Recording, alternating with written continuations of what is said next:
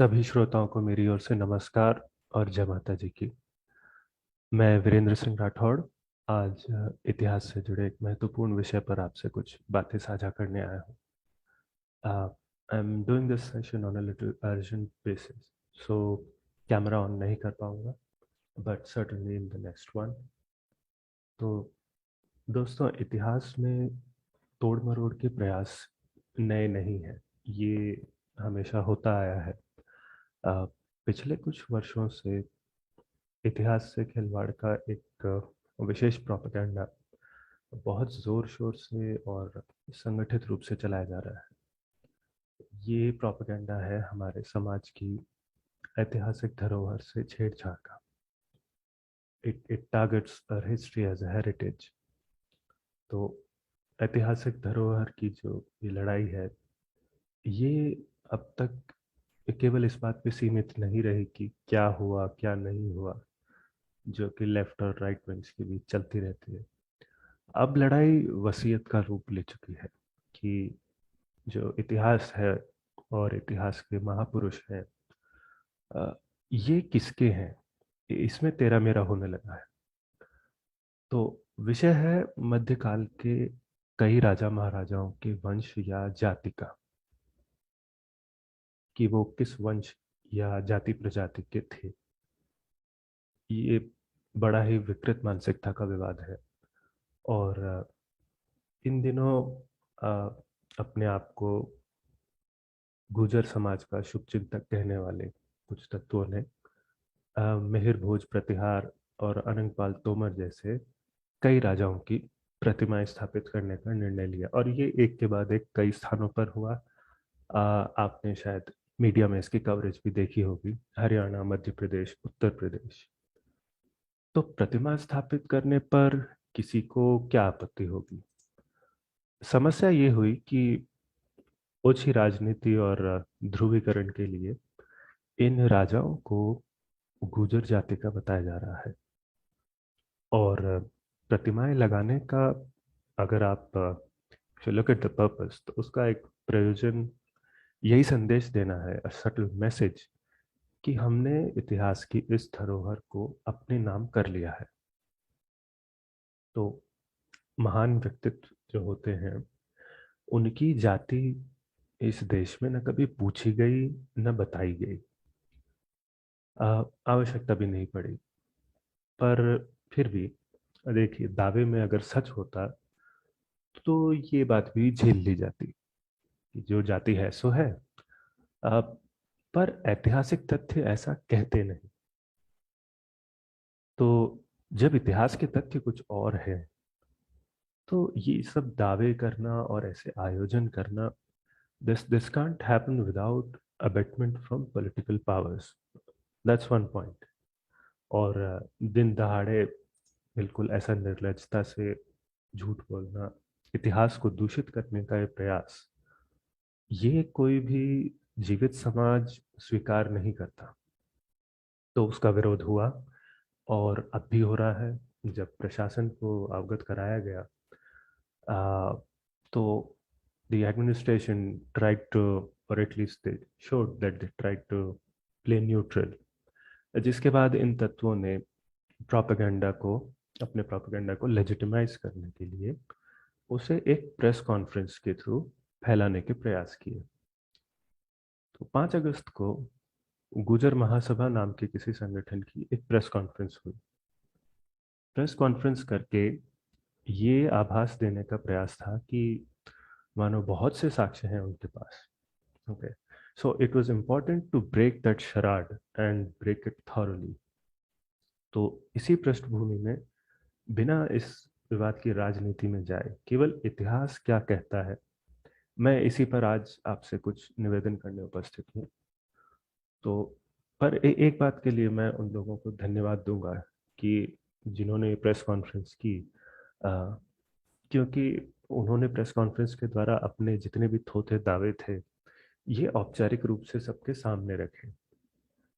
And they so basically, अब इन चीज़ों का खंडन करने का, to debunk them, it has some importance. वरना क्या होता है, आप इंटरनेट पर फेसलेस ट्रॉल्स के मुंह लगें तो उसका कोई अर्थ नहीं निकलता। तो प्रेस कॉन्फ्रेंस में जो जो दावे किए गए, जो जानकारी साक्ष्य के नाम पर मीडिया को मिसगाइड करने के लिए दी गई, हम उन सबका विस्तार से और विधिवत अंतिम संस्कार करेंगे, साक्ष्यों सहित। तो मैं उस प्रेस कॉन्फ्रेंस का लिंक यूट्यूब पर इस वीडियो के डिस्क्रिप्शन बॉक्स में अवश्य दूंगा। अ, और ये एक सीरीज होगी जिसका मैं इस समय पहला भाग रिकॉर्ड कर रहा हूँ। पूरा विषय कवर करने में आगे मुझे कम से कम 2-3 वीडियो और लगेंगे, and this is my first one. So हो सकता है थोड़ा रिफाइनमेंट ना आ पाए, but I promise you won't be disappointed as far as the facts and logical reasoning are concern. And as in terms of languages, I'll try to use Hindi as well as English. तो मैंने अपना screen share किया है, and let me start with some basics like terminologies, the terms that we'll use in this session. I'll go through them so that it will not be problematic for even those who are strangers to Indian history. All right, तो शुरू करते हैं. The first term is Gurjar देश. आज का जो गुजरात राज्य है और जो आज का राजस्थान राज्य है भारत में, इनके कुछ भाग मिलाकर जो एक कंटिजियस एरिया बनता है, एक क्षेत्र बनता है, उसे इतिहास में कई मिलते जुलते नामों से पुकारा गया है, जैसे गुर्जर देश, गुर्जरत्रा, गुर्जर धरित्री. इन शब्दों का अर्थ है गुर्जर राष्ट्र या गुर्जर राज्य. फिर आते हैं क्षत्रिय वंश. तो भारतीय इतिहास में क्षत्रिय वंशों का बहुत पुराने समय से जो राज्य व्यवस्था होती है उसके संचालन में बहुत बड़ा योगदान रहा है. तो इस पूरी सीरीज में हम मुख्य रूप से उत्तर भारत के जिन क्षत्रिय वंशों की बात करेंगे वो हो गए प्रतिहार, सोलंकी, चौहान, पालवंश, कलचुरी, परमार, तोमर और चंदेल. इसके अलावा दक्षिण भारत के कुछ वंश भी प्रासंगिक है, they relevant, and like there are Rashtrakutas and Chalukyas. Next one, that is, तो देखिए, ग्रंथों के अलावा इतिहास की जानकारी हमें मिलती है शिलालेखों से और ताम्रपत्रों से, that is inscriptions and copper plates. तो इनको जो भी उस समय प्रशासन के लोग होते थे, वो पत्थर की शिला या किसी तांबे की पट्टी पर अंकित करते थे, और इनमें वो अपने राज्य या राजा का जो भी ऑफिशियल नैरेटिव होता था उसके हिसाब से कोई भी जो बात रखनी होती थी, जानकारी देनी है, वो दी जाती थी. और फिर अगर आप इस दिशा में होने वाला जो स्टडी है, द डिसिप्लिन, उसको देखें तो वी कॉल इट एपिग्राफी, पुरालेख विद्या. अच्छा, इन सब के अलावा राजा सिक्के भी जारी करते थे, पर जो हमारा आज का विषय है उसमें सिक्कों का ज़्यादा उपयोग नहीं है. सो I'll skip that, and right. तो इतिहास में कोई भी स्रोत जो हमें मिलता है जानकारी का, उसको अगर समकालीन कहें, if you call it a contemporary source, तो ये कहने का अर्थ होता है कि वो जो भी ग्रंथ है, शिलालेख है, वट एवर इट इज, ये जिन घटनाओं का, जिन व्यक्तियों का वर्णन करता है, उन्हीं के समय में लिखा गया था. So that way it's contemporary, या ज़्यादा से ज़्यादा 2-4 वर्षों में.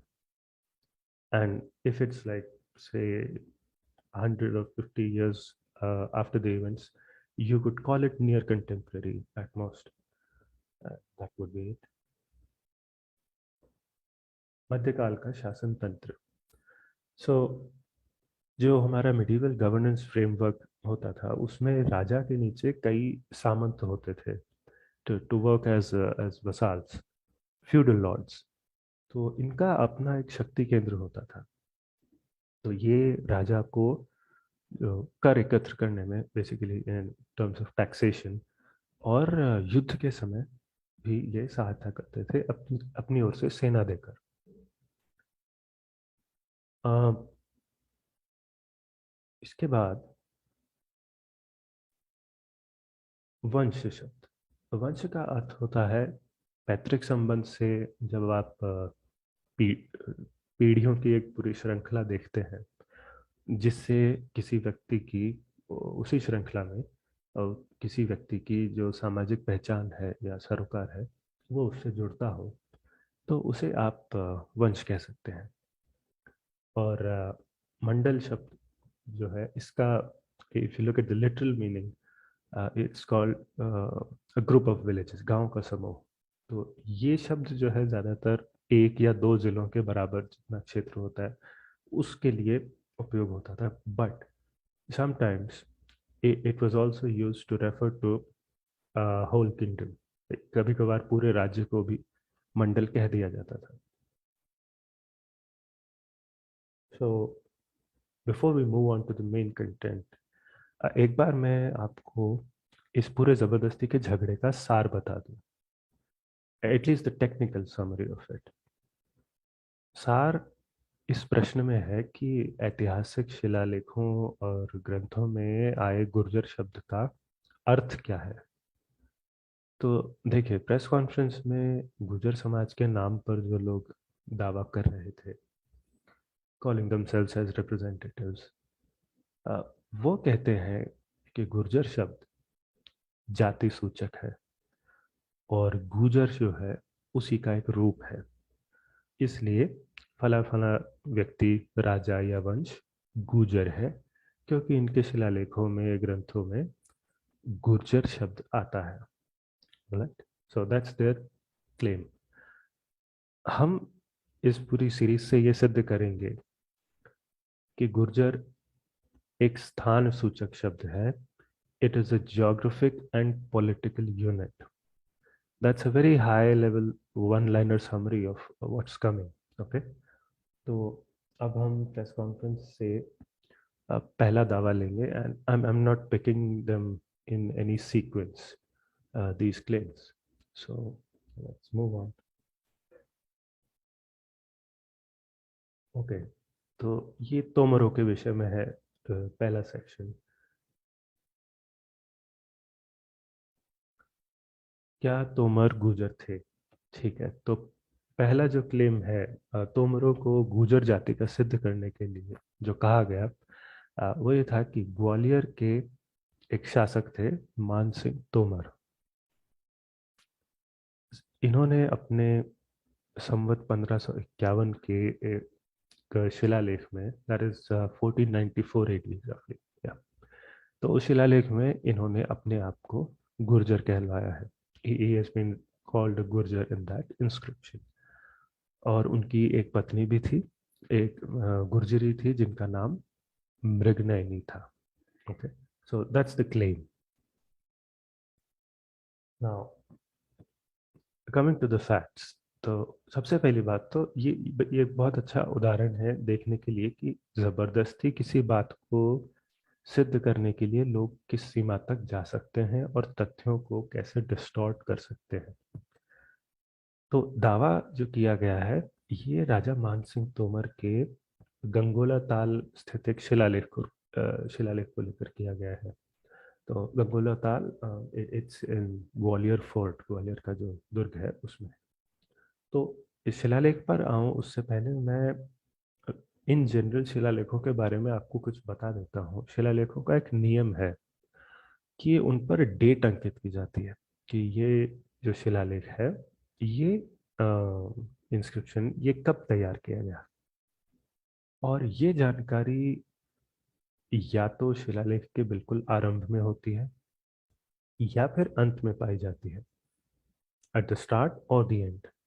और ये सब एक तरह का मेटा डेटा होता है कि जो शिलालेख में जो मूल जानकारी है, द मेन इंफॉर्मेशन, उससे पहले या बाद में इस तरह का मेटाडेटा रखा जाता है। तो डेट की जो ये पंक्ति होती है, इसमें कई बातें दर्ज होती है, जैसे कि वर्ष कौन सा है, विच ईयर इज इट, साथ में संवत या एरा का नाम होता है। और अधिकतर जब संवत नहीं होता अगर, तो you what you do is, या तो आप विक्रम संवत मानकर चलते हैं, या फिर जो उस काल और उस क्षेत्र का जो भी सबसे प्रचलित संवत रहा हो हिस्ट्री में, उसी का वो वर्ष मान करके फिर आप चलते हैं। तो वर्ष और जो हमारा संवत है, उसके बाद आता है मास यानी मंथ। फिर पक्ष आता है विच इज लूनर फोर्टनाइट। और इसके अतिरिक्त अ, तिथि, तिथि जैसे द्वितीया, एकादशी, और साथ में आता है वार, सोमवार, बुधवार, which day of the week it is. कभी कभार उस दिन का जो चंद्र नक्षत्र है, the lunar constellation of that day, वो भी लिखा मिलता है, बट नॉट ऑलवेज। अब मैं आपको डेट्स पर अ, उदाहरण के रूप में कुछ शिलालेखों की पंक्तियां दिखा रहा हूँ, so that you get a good sense of how things are. So जो पहला शिलालेख है, ये पुष्कर के पास का है। राजा अजय राज चौहान, उनकी स्मृति में स्थापित हुआ था। तो ध्यान दीजिएगा डेट को लेकर यहाँ क्या क्या जानकारी लिखी है। संवत 1189, यानी लगभग 1132 ईस्वी, 1132 एडी। कार्तिक मास इज रफली अक्टूबर अराउंड। सुदी जो है, सुदी ये शुक्ल पक्ष के लिए लिखते हैं, द वैक्सिंग लूनर फोर्टनाइट। इसके बाद आते हैं तिथि और वार, जो कि यहाँ पंचमी और रविवार दिए हैं। फिर दूसरा है नवसरी शिलालेख। तो नवसरी का ये जो शिलालेख है, इसके आरंभ में 1359 संवत, मास ज्येष्ठ, पक्ष बदी, that is waning lunar fortnight, तिथि षष्ठी और सोमवार लिखा है। फिर आता है नडौल के राजा रायपाल चौहान का शिलालेख। तो ये है संवत 1200 से, मास भाद्रपद, पक्ष बदी, तिथि अष्टमी, और वार है बुधवार। इसके बाद चौथा शिलालेख है हमारे विख्यात अजमेर नरेश पृथ्वीराज चौहान का चरलू शिलालेख। इसमें भी अगर आप देखें तो पहली पंक्ति से ये संवत 1241 का शिलालेख है। मार्गशीर्ष मास, जिसे माघ भी कहते हैं, आगे सुदी 12 यानी शुक्ल पक्ष द्वादशी तिथि, और अंत में शुक्रवार अंकित है। पांचवा और अंतिम उदाहरण ये है खिलची कालीन शिलालेख, जो दिल्ली के पास से मिला था। तो इसमें अगर आप देखें, this is an extract from the end of the inscription. तो यहाँ संवत 1384, फागुन सुदी, फिर तिथि और वार आते हैं पंचमी भौम दिने। भौम दिने मीन्स मंगलवार, ट्यूसडे। तो इससे आपको समझ आया होगा कि शिलालेखों में डेट को एज अ मेटाडेटा कहाँ रखा जाता है, और उसमें क्या कड़ियाँ, क्या डेटा पॉइंट्स होते हैं। Main main components would be which appear consistently are वर्ष, मास, तिथि एंड वार, राइट। अब हम मान सिंह तोमर के उस शिलालेख की ओर चलते हैं, जिसका उल्लेख उनके गूजर होने के साक्ष्य के रूप में किया गया था उस प्रेस कॉन्फ्रेंस में। तो यहाँ ये जो शिलालेख है, इसका अंकन ग्वालियर दुर्ग के गंगुला ताल में उसकी सफाई करने वाले जो मजदूर और कारीगर लोग थे, उन्होंने किया है। They are the ones who done it. और इसकी पुष्टि हमें शिलालेख की जो भाषा है, जो जानकारी है, दोनों से हो जाती है। तो पहली पंक्ति में if you see underlined date आती है। डेट है संवत 1551, मास ज्येष्ठ, बदी हुआ कृष्ण पक्ष, तिथि द्वितीया, और उसके बाद स्वाभाविक रूप से जहां वार का नाम आना चाहिए, अंकन में भूल से स्थानीय भाषा में गुरुवार की जगह गुर्जर लिख दिया गया है। और पंचांग अनुसार ये जो डेट दर्ज है शिलालेख की, उस दिन गुरुवार ही बताया जाता है। तो अब मैं आपको पुष्टि के लिए उसी गंगोला ताल से इस शिलालेख से ठीक पिछले महीने का उन्हीं राजा मानसिंह तोमर का एक और शिलालेख दिखाता हूँ, जहाँ जो अंतिम दो पंक्तियां हैं, if you look at the underline, उसमें जो डेट कंपोनेंट्स है, तो बैशाख सुदी की जो तिथि है तृतीया, और उसके ठीक बाद वार का नाम दिया गया है मंगलवासरे, ट्यूसडे। ठीक, आगे चलते हैं। उसी गंगोला ताल से मान सिंह के पूर्वज वीर सिंह देव तोमर का शिलालेख। इसमें थोड़ी क्षति से संवत का जो सॉरी, तो जो संवत का वर्ष है वो पढ़ने में नहीं आता, but if you look at the second line on your left, आपको आषाढ़ मास अ, और शुक्ल पंचमी और उसके साथ में जो वार आता है वो स्पष्ट दिखाई देगा, गुरुवासरे लिखा है। ठीक, इसी प्रकार से वैसे इस शिलालेख का जो समय है, क्योंकि because it could not be found from the inscription, तो इतिहासकारों ने इसको बाकी सोर्सेस के आधार पे रिवर्स इंजीनियर किया है। मानसिंह से लगभग 100 वर्ष पहले, 1394 ईस्वी से लेकर 1400 ईस्वी तक का। So it is from somewhere those 6-7 years। इसके अलावा और बहुत से ऐसे शिलालेख हैं मानसिंह तोमर के उन्हीं वर्षों से, from those years, if you look at the right, इन सब में तिथि के तुरंत बाद वार दिए गए हैं, as is due according to the rules. तो जो वार की जानकारी थी उस शिलालेख में, उसमें एक अंकन की जो एक गलती है उसका दुरुपयोग किया गया है, ये भ्रांति फैलाने में कि मानसिंह तोमर एक गुर्जर थे। अब अगर तोमर राजाओं के गुर्जर होने की इस कल्पना में थोड़ा भी दम होता, तो बताइए ये कैसे संभव है कि जब तोमरों के बहुत से शिलालेख हमें मिलते हैं, फिर भी हमें उनमें गुर्जर शब्द कहीं नहीं मिलता कि वो अपने आप को गुर्जर कहते हो, other than this false claim of course. तो मानसिंह तोमर के समय भी गुर्जर शब्द जो था वो एक देश के रूप में उसकी पहचान बनी हुई थी। Let me show you the evidence of that. Mansingh Tomar का जब शासनकाल आया उससे ठीक 3 साल पहले ग्वालियर के राजा थे कल्याणमल तोमर।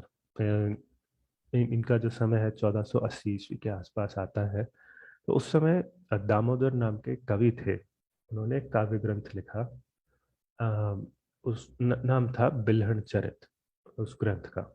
तो इसके लेखन के समय जो कवि थे वो द्वारका की यात्रा पर गए, तीर्थ यात्रा पर, और रास्ते में according to his own description Gurjar देश आया। तो जो गुर्जर देश था और जो रास्ता था, उसमें उसमें जो नगरी आई जहां से वो गुजरे, उसका वर्णन उन्होंने अपने काव्य में जोड़ा है। और उस समय वहाँ उस नगरी में जो स्थानीय शासक मिला उन्हें, द लोकल रूलर, उसका नाम उन्होंने वीर सिंह राव बताया है। तो कवि कहते हैं, गुज्जर देश धर्म को मूल, सोहई इंद्रपुरी समतूल, 12 जोयन बसई सुहाई, वीर सिंह तह नरपत राय। यानी गुर्जर देश जो था इंद्रपुरी की तरह भव्य था, धर्म का मूल स्थान था, और उसकी एक नगरी जहां से ये कवि यात्रा कर रहे थे 12 योजन में फैली हुई थी।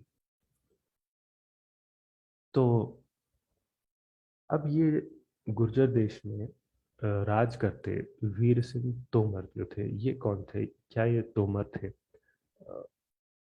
तो तोमर इनका बेसिकली इनके तोमर होने के नहीं होने के दो कारण हैं।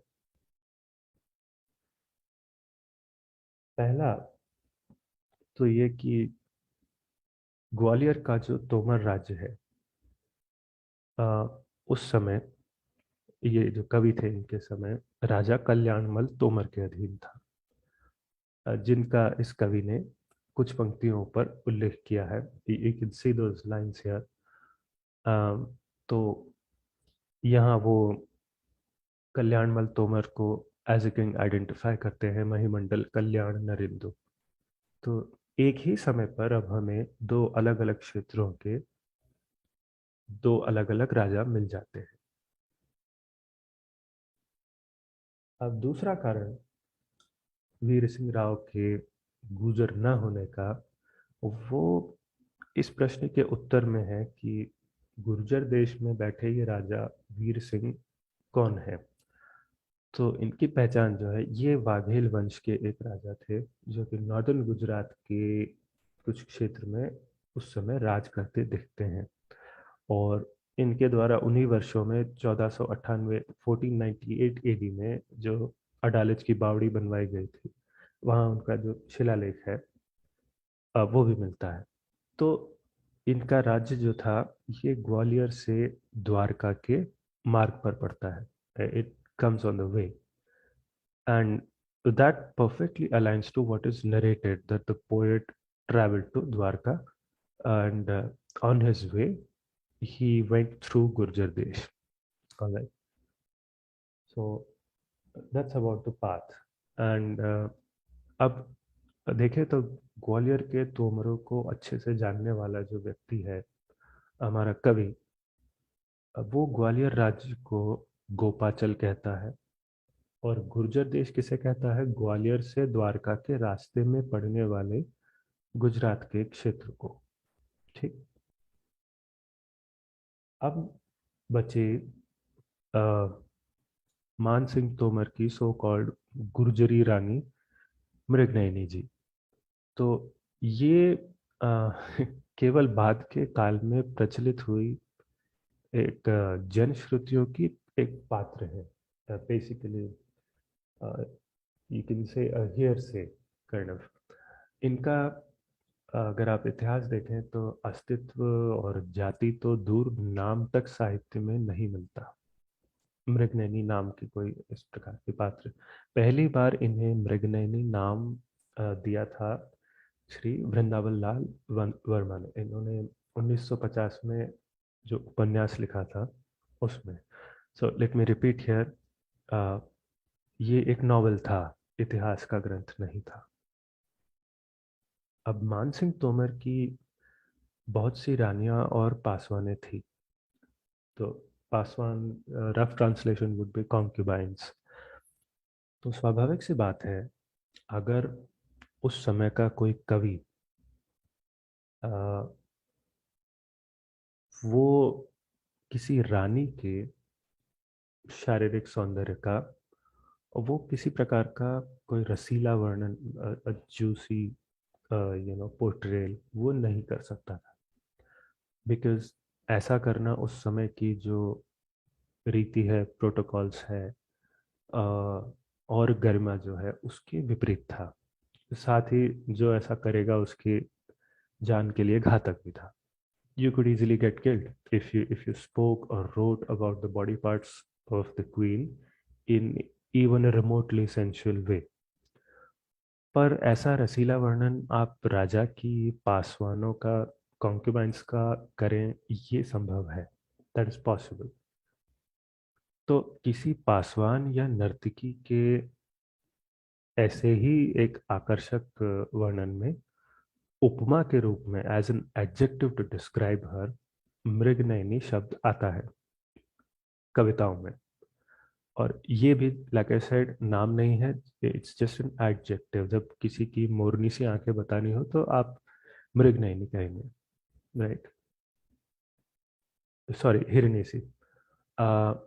तो इसी प्रकार का एक काव्यात्मक वर्णन आता है जिसमें मृगनयनी शब्द आता है।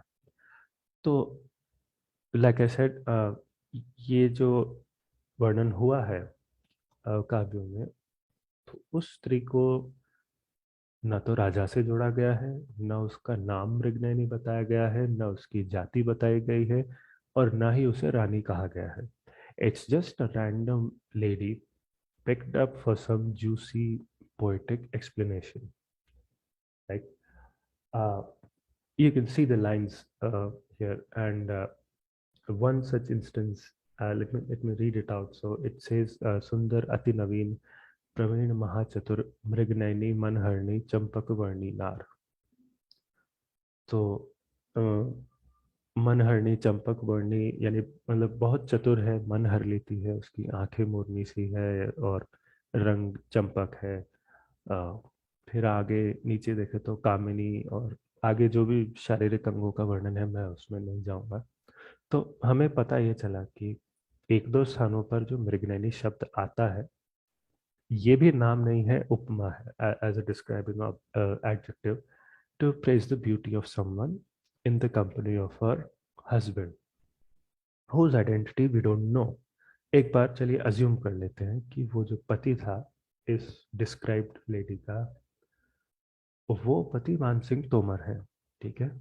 तो भी ये किसी भी प्रकार से एक तोमर राजा की किसी रानी का वर्णन नहीं हो सकता, because of the nature of description. ये किसी पासवान या नर्तकी का आदि का हो सकता है। कारण मैं पहले बता चुका हूँ। तो मृगनयनी नाम की किसी तोमरों की गुजर रानी का अस्तित्व ही नहीं था। और जिसे हम आजकल गुजरी महल कहते हैं, वो भी बाद का एक नाम है। जो मूल नाम था वहाँ का, वो बादलगढ़ था उस स्थान